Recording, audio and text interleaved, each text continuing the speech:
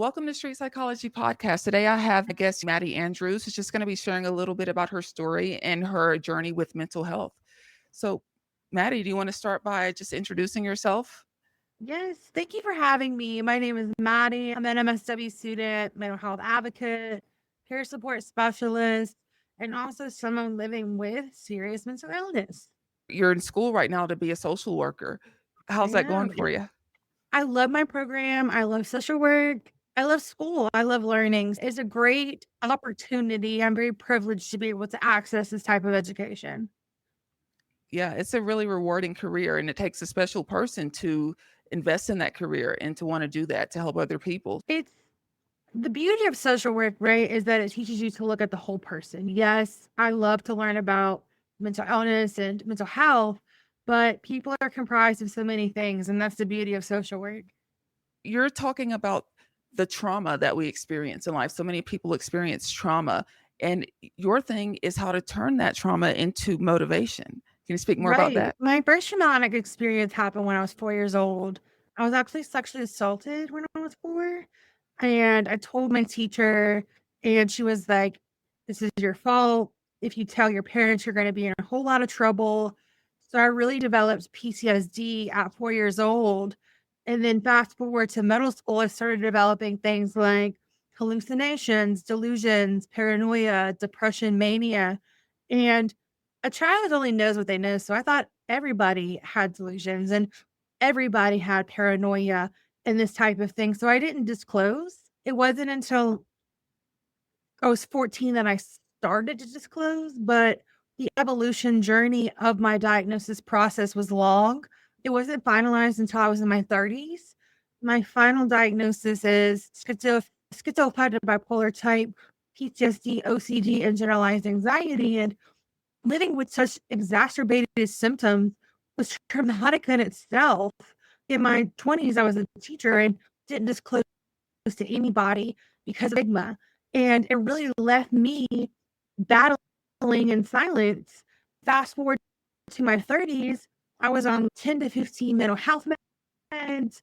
I was extremely suicidal. I was self harming. I had constant hallucinations and delusions. And my doctor called one day and she said, "Hey, there's a new medication out." And at this period of my life, I wasn't processing emotions. I wasn't feeling motivated. I was 420 pounds, losing my hair, no thyroid, all side effects of the medication. But when I started this new medication, I began to process emotions. I began to feel motivated and I began to feel my life again. And I did so well that she reduced my other medications. But when you live with bipolar type, you have to treat mania, depression, and psychosis. And unfortunately, she reduced my mania medication and I became manic. And for me, when I become severely manic, I also become severely psychotic. So I spent a few months like that until I put my foot down and I said, "This is unsafe. I need to go out of work. I need some help." And I spent about a month bedridden. My husband was also written out of work to care for me. And I wasn't living life at all. And then in December of that year, she put up to medication called lithium. And for those who don't know, lithium is a heavy metal used to treat bipolar disorder. But when you get lithium treatment, part of that is checking your blood levels, checking the amount of lithium in your blood, checking your kidneys, checking your liver. And my doctor didn't do this. And pretty quickly, I was losing the ability to swallow, talk, walk, read, write, use a cell phone. I couldn't do anything. I didn't know what a toilet was. So eventually, after a few weeks like this, my husband took me to the hospital and it was discovered that I had extreme lithium toxicity and was dying. And it took 2 weeks in the ICU. Initially, they gave me fluids. That's the first course of treatment for lithium toxicity. But I was so resistant to this, and they were continuing so many fluids, which is what you're supposed to do, that it enlarged my heart and it began to fail. And when your heart is failing and they're pushing fluids, it travels into your lungs. So the bottom half of both of my lungs collapsed, and the lithium still wasn't gone. So I ended up with 2 rounds of dialysis to get the lithium clear. But at this point, the problem was I was still pretty unresponsive. So they did an EEG, which showed my brain activity was extremely low. And my husband and the doctors were trying to figure out if I had silent syndrome, if I would ever recover at all, if I was going to die until my last day. And I woke up. I couldn't talk very well. I couldn't walk very well. I couldn't use the toilet very well, but I woke up and was eventually transferred to the mental hospital. And this is where hope really arose for me. I had pen and paper and I practiced writing my name. I couldn't write at all at this point, and you can't have cell phones there, but somebody was nice enough to write down phone numbers for me. So when you have a brain injury, reading and inputting is very difficult. So I would read my little piece of paper and try to input it into the landline. And when I started to be able to do that, I got on the phone and I practiced talking and really began rehabbing myself. And when I got home, I spent the first couple of weeks feeling like I was dying. I had no idea what I had been through. I had amnesia. But when I read my medical records, this fire burned in my belly. And I said, I spent so many years of my life feeling like death was the only option. And here I am cheating death. Like, this is my opportunity to change my life, to overcome this traumatic experience, and to not only better my life, but the lives of other people. And I really absorbed and myself into the world of coping skills. And I think the most important thing I did was I opened my mouth. I began talking. I was shamed about my diagnosis for so many years, but now I think I wear it like a badge of honor, you know what I mean? Like, it's a superpower to me. I can do all of these things in my life while battling mental illness. You are very strong and unique, and not everyone who goes through a similar experience emerges with that same mindset. And it wasn't an overnight thing for me. So the first couple of weeks of coming home, I just begged to die. I said I couldn't even sit up. I had no idea what had happened. But one of the places I found to help me was a day treatment program. It's a therapeutic farm. And the most impactful words someone has ever said to me was someone who worked there. And he said, after an experience like this, you're never the same. Because I was chasing the old me. I just wanted to go back. But he said, this is the opportunity for you to create the you want to be and create the life you really want. And I just sobbed and I was like, you mean I can do anything I want and recover? Because they weren't sure if I would recover all my skills at this point. And I hold that really close to my heart today. Even in that moment, someone telling you that for maybe the first time in your life, it wasn't easy for you to digest and let that in, was it? No, I just sobbed because I wasn't happy with my life before. I really wasn't living to the full capacity. But when that's all you know, that's all you know. And I was so busy saying, I need to get back to the old me. And it took some time, but I began making baby steps. Okay, maybe I can do this and this. And when I excelled at that, I tried 3 more things, and when I was met with warmth and compassion, when I started speaking warmth and compassion for my new ideas, it really motivated me to make bigger changes. Positive self-talk Yeah, and retraining your brain. I still do that today. With my schizophrenia symptoms, I have a lot of negative delusions in my own mind, and it's hard for me during the stressful moments to not ruminate on those. But I try to remember the love I hear from the outside world and the compassion and the grace, and to let that sink into my pores because I need to just discount the negativity in my own mind. And like you said, reframe that positive self talk. Yeah. And living with a severe mental illness, as we're talking about, that's even more difficult to get through these challenging moments in life and to believe in yourself and to believe that things could be better. But you've mastered that, accepting yourself exactly as you are and making the most of it. It took me a long time to get there, and I Mhm. can't lie, recovery isn't a linear process, and I'm gonna have bad days, and my bad days just happen to come with self-doubt because of the delusions, and I have to read my journal or talk to a friend or talk to my husband and hear the positivity and allow myself to absorb it. When I'm extremely anxious or extremely psychotic, I get stuck in the negative. I know that about myself, but I also tell myself every single day that things will get better, things can get better. And I try to have a lot of encouraging words. Like, I start every day with a positive intention for the day. And I try to find the silver lining in a lot of things because it really could be a lot worse. I could have died with that lithium toxicity. Absolutely. Going back to something that you said earlier about childhood, you remember distinctly that your struggle started even before you knew it during childhood. I had no idea. I stopped sleeping. I was a really great sleeper before this. I had panic attacks. I had attachment disorder to my parents. And my parents didn't know what to think. They had no idea this had happened to me. I was walking at an early age with some form of mental illness, but the first time I ever mentioned it to anybody was when I was 14, and that was only the compulsive thinking aspect. And then at 19, based on observations and being hospitalized for the first time, it changed to bipolar 1 disorder. Unbeknownst to me, it changed in my 20s to schizoaffective bipolar type. I didn't find out until my 30s. It was an evolution process, and every time you get a new diagnosis, it's a grieving process. I read my journal from when I found out I got diagnosed with schizoaffective, and I was sad. I said, "I've thought one thing about myself my entire life, and what does this mean? Can I not do what I wanna do?" I didn't know what schizoaffective was, and I didn't know anybody else with it. It was an extremely lonely process, and part of my recovery journey was making sure no one else feels alone. So I actually started a nonprofit in 2024, and one of our initiatives is free support groups to the community.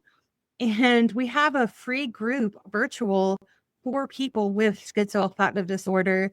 And my goal with this is to make sure we have a community of like minded people so we don't have to feel alone in this world. Because loneliness is one of the most debilitating mental conditions out there. Right. And there's stigma around that. If you tell someone I have this disorder or that disorder, you're immediately placed into a box. That is so true. I didn't tell anybody for most of my life about my diagnosis because of the stigma. Today, I'm an extremely transparent person. Obviously, I'm doing this podcast. But even with my job, I tell my supervisor because there may be a day when I'm having a bad day and need an accommodation. Sometimes I'm cautious about who I tell because not everybody meets me with open arms. Some people don't understand mental illness and they may project their own beliefs about that onto me, or people have told me harsh words because of it. But I try to continue doing what I'm doing because I want one person to hear me and know that they're not alone in this world. And it goes back to that positive self-talk. When somebody feeds me a negative, I can give myself 3 positives and keep going. Yeah. How important is having that support, like your boss? It means the world. When I was a teacher, I didn't disclose to anybody, and it was really debilitating to me. Going to work and feeling like I'm having a bad day and not being able to talk about it or get an accommodation was difficult for me. It left me very overstimulated and drained and suicidal by the time I get home. But with my last job and this job, I disclosed, and their love and warmth and compassion for me, just because I have a mental illness doesn't mean I'm not a hard worker, doesn't mean I'm not a good employee. And they see that. They see me for me and they value me regardless of my diagnosis. Is Yeah, in And I feel like if there were more bosses and people in general who would have that same attitude and see you as a person, not a diagnosis, then it would be a lot easier for people to share their stories and to be their true selves. when I didn't disclose my last job, it wasn't until after the lithium toxicity and the cat was out of the bag at that point. And before I really was like withdrawn, I didn't talk to anybody, I didn't socialize, and it was harder for me to do my work. But when I came back and I was shouting from the rooftops, I became a social butterfly and interacted with my coworkers and came to work early, stayed at work late, did more initiatives for the job, and really went headstrong into making this company succeed. And I did that because I felt valued and accepted. So when you can feel like your true self, be accepted as your true self, you can then thrive. So what I hear Right. is that it's important to surround yourself with people who do accept you instead of trying to convince people who might not to do that, right? That's exactly right. And me becoming so transparent, I had to let some people fade out of my life a little bit. People who weren't positive with me or understanding or tried to bring me down because of my diagnosis. And that's not always an easy thing to do. Some of those people are family for me, but It's for the betterment of my mental health that I surround myself with people who are positive and love me. I can't hang on to a relationship just because they're blood when they're going to belittle me or not understand me or be negative with me for things that are just frankly out of my control. Mhm. And that's one of the most difficult things. Your family, that's who you have. That's your original support system. Right. So it's if you can figure out a way to distinguish who's good for you and who you can let go, I think that's a great start because letting go of family, it feels wrong sometimes. It does feel wrong. And I can't say there aren't days where it doesn't bother me. It's just that we're not a good fit at this period of our lives. Maybe one day we can all have a better understanding with each other. But to protect myself, that relationship had to take a pause. And after I processed and worked on some coping skills around it, I felt a lot better. And my life is a lot less dramatic and hurtful today because of that.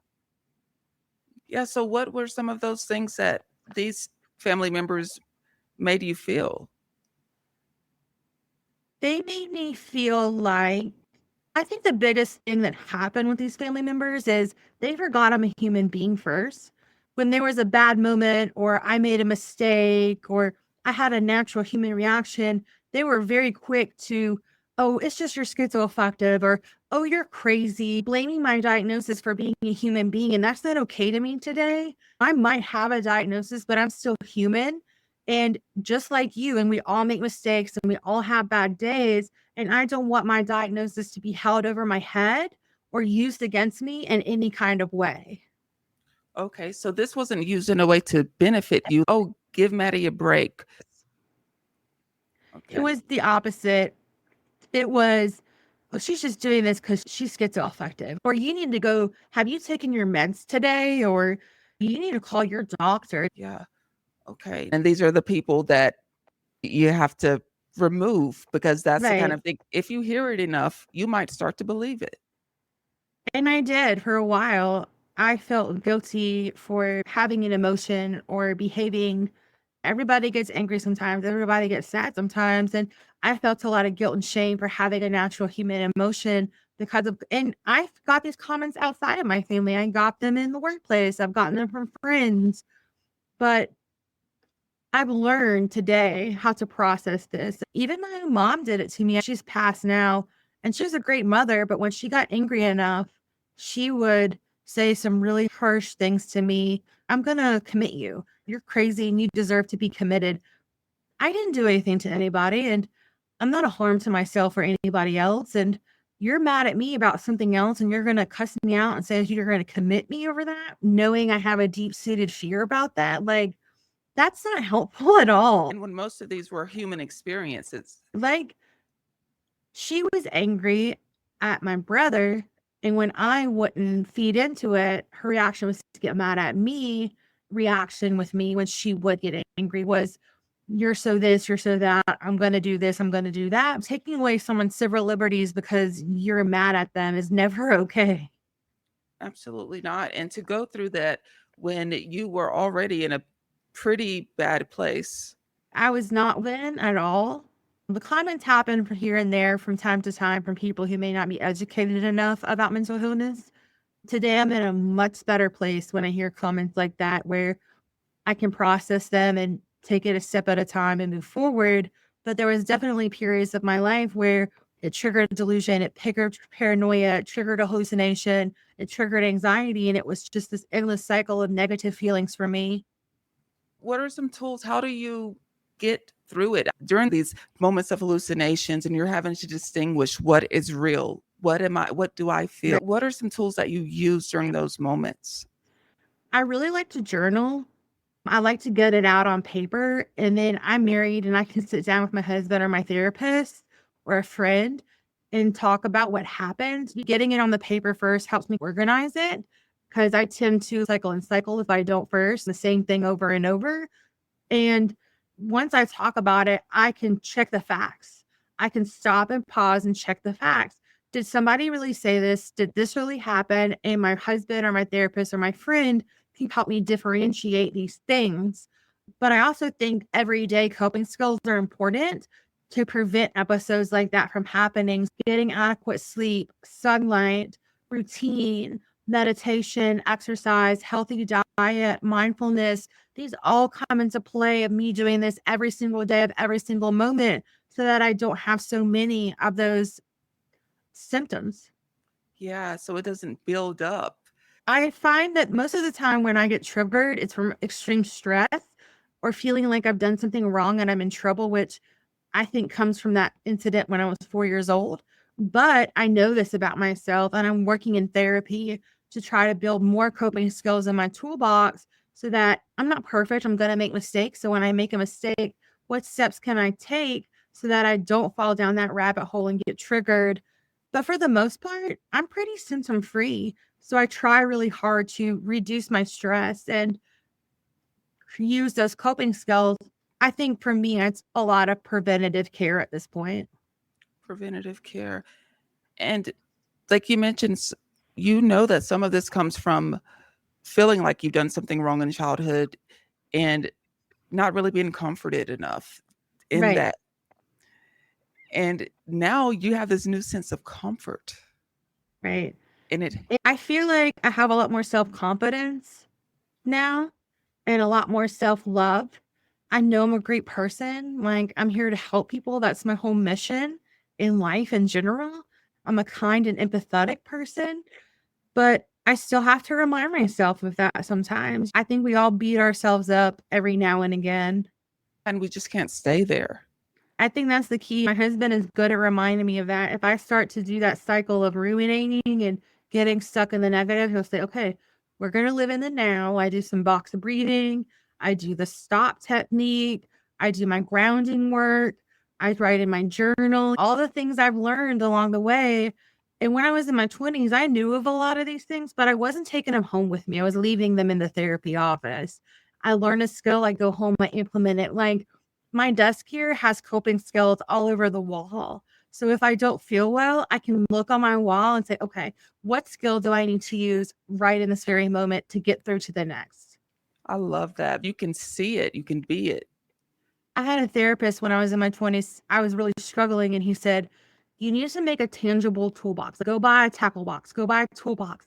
And every skill I teach you, you need to make an object or get an object to represent that skill. So when you're in crisis, you can literally pick that skill up. And that's why I put them on my wall. I need that vision, that sight, that tangible thing that I can see. Because when I'm in a bad state, it's hard for me to recollect because I'm ruminating so much. But if I have those reminders, then it just triggers that idea for me. I put an inspirational screensaver on my desktop once, and I didn't realize how powerful that could be. Right. So My again, walls in my living room are inspirational quotes, but I don't care because I love it and it keeps me going. I'm curious from your understanding, how much of this did doctors and your therapists say stemmed from your childhood experience? That's hard to say because I didn't disclose this until 2023. I was The only reason it came out at all is because I was extremely manic. And when I'm manic, I just talk a lot. And I vomited it out one day to my husband. And then I told my therapist. My doctor did say a lot of it was PTSD, but for me to unpack that kind of trauma, I really have to be in the right mindset. And I was battling that lithium toxicity, the brain injury, trying to relearn basic functions. So I wasn't in a safe place.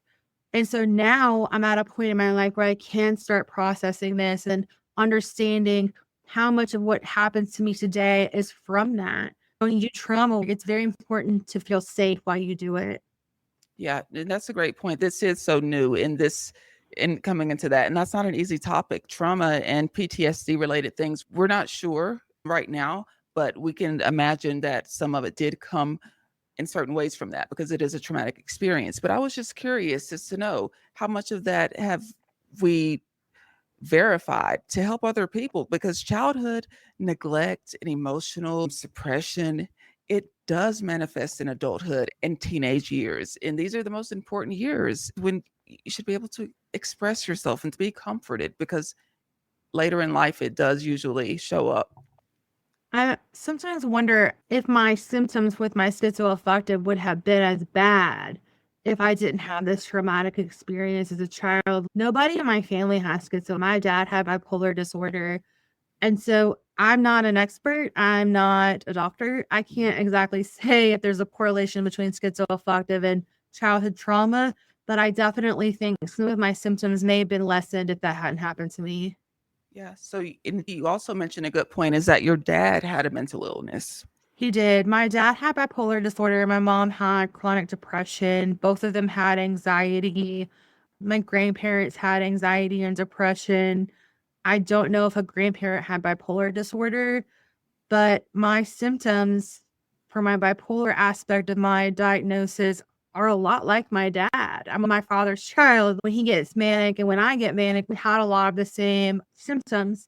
So I personally believe that part of this is genetic. Yeah, I would absolutely say that it's genetic. It is known that you are more likely to develop that disorder if you have someone in your family with it. Right. You saw this growing up before you understood what was going on with you. My dad wasn't diagnosed when I was a kid, that I saw the behaviors.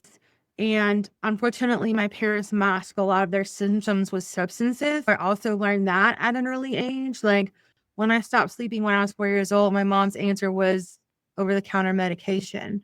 So I actually developed and have a substance use disorder along with my mental illness. And I was able to get sober in 2009. Having a dual diagnosis is also difficult having to battle those two demons at the same time. Yeah, which is another commonality with mental health challenges is that self-medicating property because it Yeah, feels good. It works for a I little bit. thought it did. I thought if I used substances that my voices would stop or my moods would calm down or I wouldn't feel delusional. But what I wasn't realizing in that very moment is when I woke up, not only did I have a delusion, but now I'm withdrawing from substances and creating two problems for myself. Creating a problem, trying to fix a problem, if it's in a non-healthy way, it just creates a bigger problem. Right. How did it affect your personal relationships? My mental health, A combination of the both, or if there was more that you feel was related to one than the other. when I was using substances, I was just mixed in with the wrong crowd of people. And it led me to make bad choices. Not that I'm not responsible for my own choices, but I was in a crowd of people I had never been around before. That with my mental health, it really made me withdraw from society. I didn't have any friends. I wouldn't be social. When you have delusions and paranoia and voices, it's like living in two worlds. So when somebody responded to me, I had to hear them with my ears and then I had to process it, which triggered a delusion, which triggered paranoia, which triggered so on and so forth. So by the time I could respond, it was either too late or I was too paranoid to say anything. So I didn't say much. And during my early 20s, I was processing all this through anger. I was an angry person. Why do I have this? Why is this happening to me? I don't understand what's happening in my mind. So I'm going to project onto other people. And people didn't want to be my friend at that time because I was an angry person. And I had to retrain my brain to not take out on society what is happening to me and to be a more positive person. And I find that positivity is one of the tools that keeps me in recovery. Yeah. I Replacing think those. and replacing them, I didn't want to be an angry person, but I didn't understand at that point in my life how to process what was happening to me. And so I just let it seep out of my pores. And I remember going to the dentist and they were like, oh, here comes Maddie. And I didn't like that, yet I still projected onto them. And I was also using my diagnosis as an excuse. I'm acting this way because at this time it was just bipolar. And I said, I have bipolar.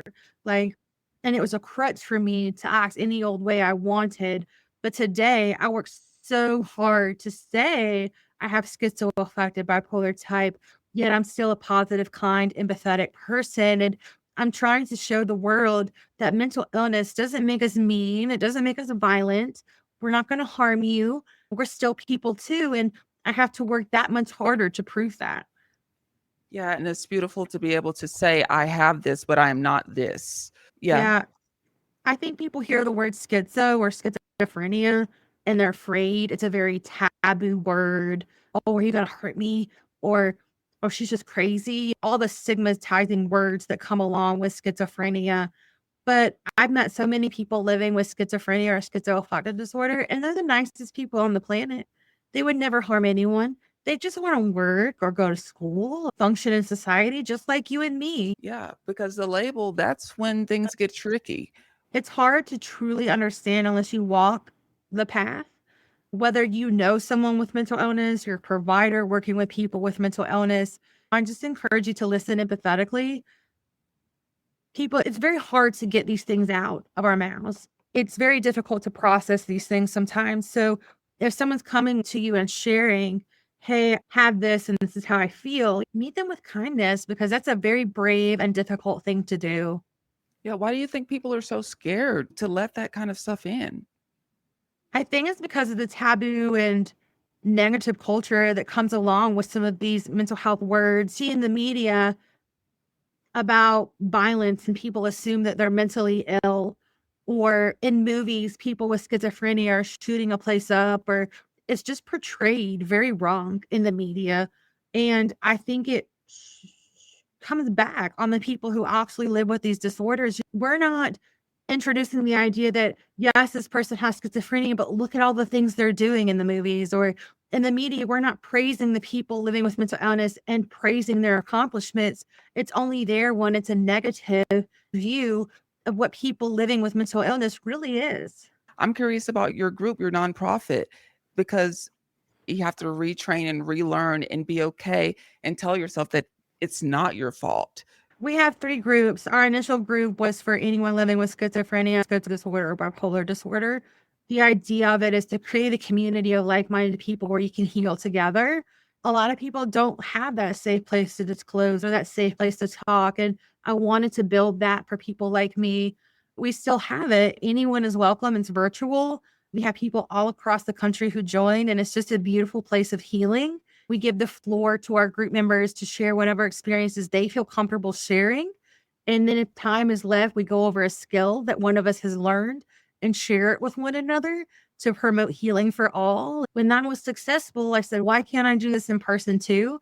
So now I have 2 mental health umbrella in person groups in 2 different towns where we meet once a week, do the same thing, not just for the serious mental illness, but for any mental illness in general. I found that I had a lot of family members who were affected by mental illness who needed that safe place. So they're invited to our groups as well. We don't shy anyone away. And I'm a big proponent that mental health care needs to be equitable, affordable, and accessible. My groups are 100% free.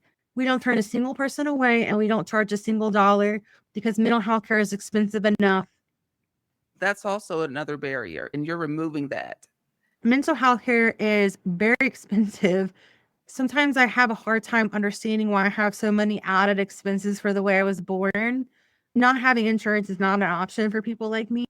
I have to pay for medications, I have to pay for therapy, and it's very expensive. With my change in job temporarily, I had to get out of pocket insurance, and I pay for the most expensive plan because they would give me my medication, they would pay for it. I went to pick it up the first month, and not only was it denied, and I had to jump through barriers, when I got it approved, they wanted with insurance $1,500 a month for one medication for 1 month. I don't Wow. have $1,500 for a medication. They wanted me to go on meds that I have tried in the past that don't work for me because they're cheaper.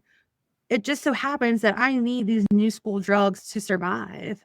So I ended up getting coupon codes to reduce the cost, and it boggled my mind that I need a coupon code for a life-saving medication. There's a huge cost to it as well. When you add in things like that, things start to stack up, and it's not just about the mental illness anymore. It's about everything that you're working through along with that illness, like those social barriers. And it's very stressful. When my medication was denied, I had a panic attack and delusion started, and I was ruminating about how I was going to go off the wheels and how can this happen to me? And it was hard initially for me to calm down and live in the moment and make a plan of action because I was so overwhelmed. I've tried so many medications in my life, and this is a game changer for me. It's a requirement for me.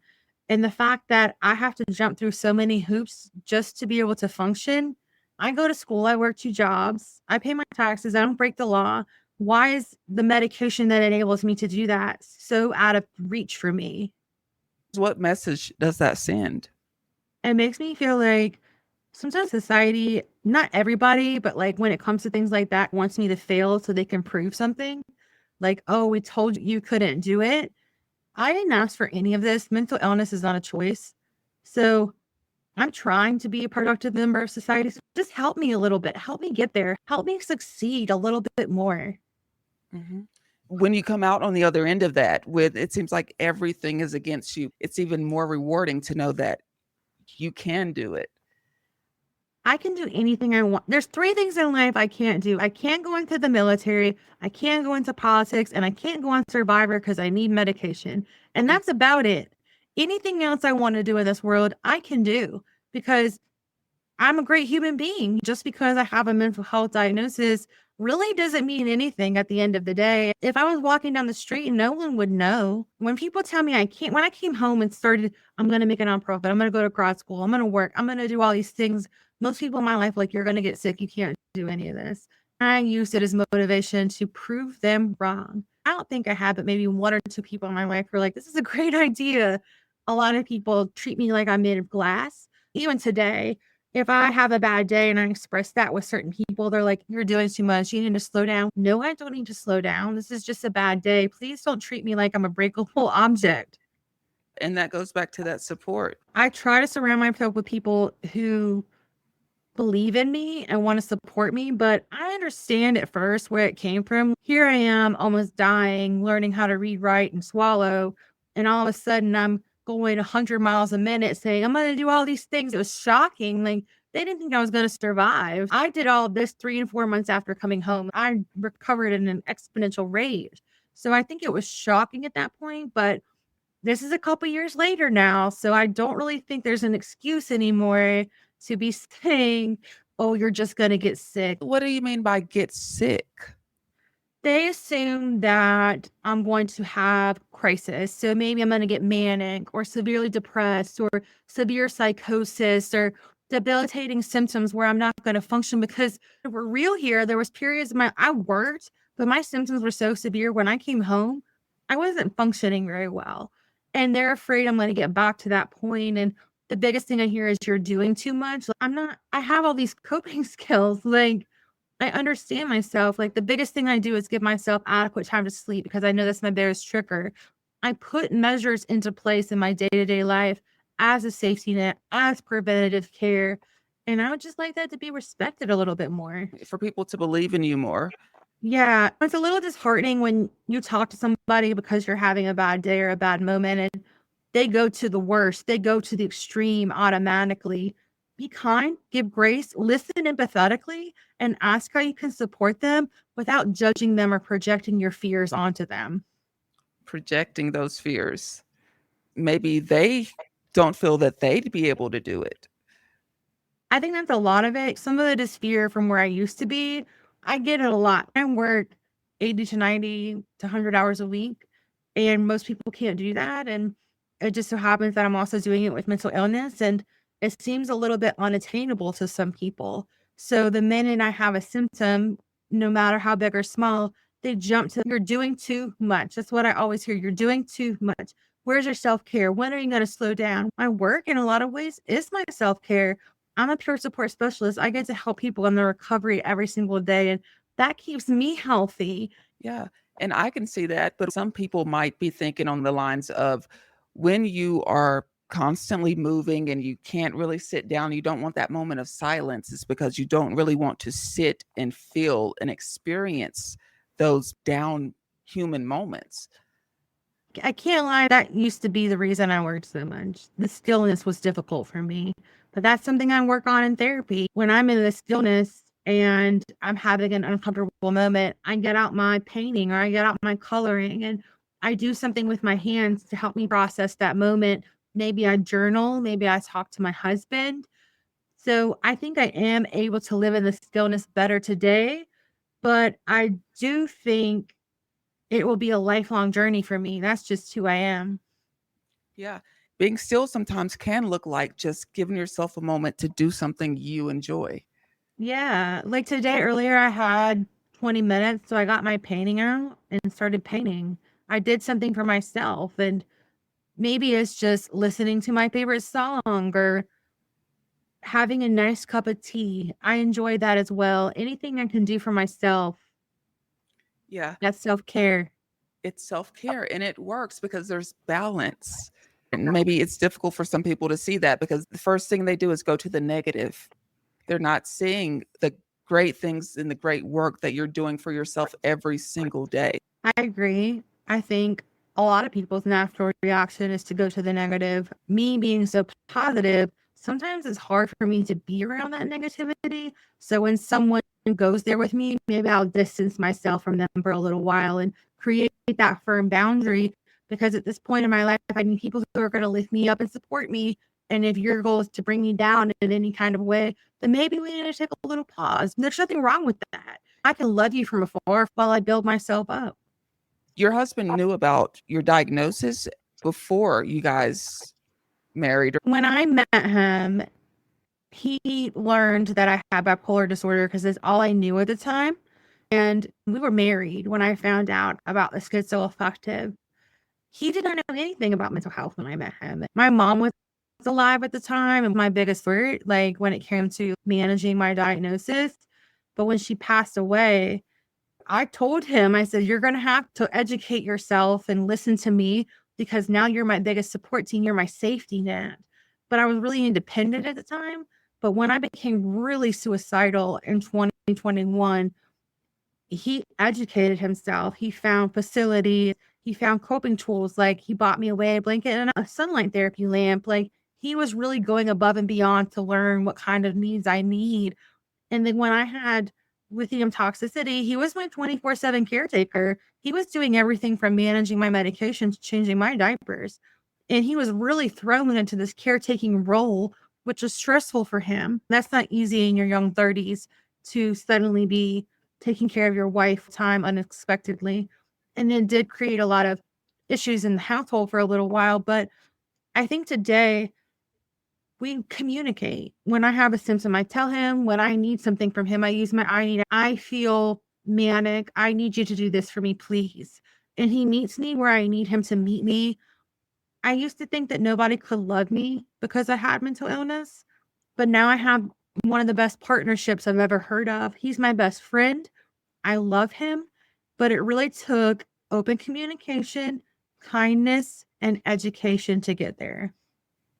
And you thought that this could not happen for you, but it can. It just has Definitely. to be the right person. And it starts with your honesty, your openness about it. I had to tell him, I'm not saying go on a first date and say I have whatever, but early on, frame it in a way that's understandable, but educate your partner early. It's a key part of your life. And I think honesty is very important when it comes to this. I know sometimes we're afraid to introduce this to a partner, but it is important because you don't want to invest into somebody who's not going to be willing to invest in you and meet you where you need to be in the hard moments. In the hard moments, which we will all have. Right. No, So it was a I told my husband, I'll be honest, and he did find out in a roundabout way. He saw one of my self-harming scars and asked me what that was, and I told him, and he told me to never do it again, and we sat down and had a long conversation. I live with bipolar disorder. I have self-harming tendencies, and this is what it looks like, and he was kind about it. He didn't tell me, "Oh, you're crazy." He was like, "How can we work through this together so that this never happens to you again?" And I knew he was a good one when he said that. That's beautiful. And it's inspiring to a lot of people. Be yourself. The Be right yourself. person will let you. I think it's important. We've been together 10 years and he values me for me, no matter what symptom I'm having. And he views me as equal, no matter the diagnosis. And he wants me to be okay. And when I have hard moments, I can truly lean on him. It wasn't always that way in the beginning because he wasn't as educated about what I needed and I wasn't communicating to the level I needed to. I was hiding everything inside until I was in crisis. But today it's a beautiful thing. And if you live with mental illness, just know love is possible. I love that. And I received that. So we are getting close to the end here, and we talked about some great topics, your journey, how you transitioned from self-doubt, being stuck, not feeling accepted, to feeling completely comfortable with your truth, sharing it with others, and inspiring others to do the same, and to surround themselves with people who understand and support them and want the best for them. Very good. And we also talked about some of the difficulties out there with maintaining good mental health throughout all of the barriers that might be placed in front of you. It sounds like to me it's just about continuing to find what works for you, believing you can achieve that, and working towards that every single day. I would agree with that. We're all unique. The symptoms and coping skills and all the things that I talk about for myself are not going to be the same for the next person, but it's about continuing to try. Did you have a bad day today? Did you have a bad moment today? What can I do in the next moment to make that a little better? What coping skill can I try? Who can I reach out to? And when you have a small win, even if it's just taking a breath, please celebrate that because that's a huge accomplishment. Maddie, it's been a pleasure talking with you today. It's been a Yeah, pleasure to have me on. It's platforms like this who lift voices like mine that are making a really important impact in the advocacy world. So I thank you for doing it. no problem at all. Kindness is free. Let's go out there and be kind. We don't know what anyone is going through in their own minds. So just be kind. Thank you so much. And thank you guys for listening.